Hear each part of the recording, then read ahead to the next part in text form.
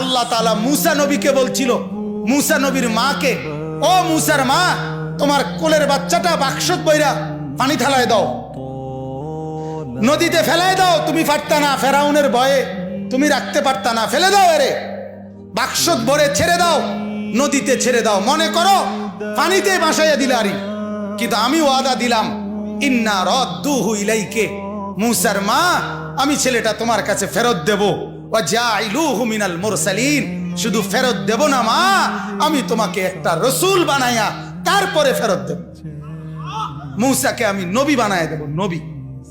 ঠিক আমরাও বলি আপনাদের কাছে, আমরা 6 বছরের একটা বাচ্চা আপনাদের কাছে চাই, এই বাচ্চাটা আপনি আমাদের মাদ্রাসায় দেন, আমরা একটা হাফেজে কোরআন বানায়া আপনার বাড়িতে পাঠাবো ইনশাআল্লাহ।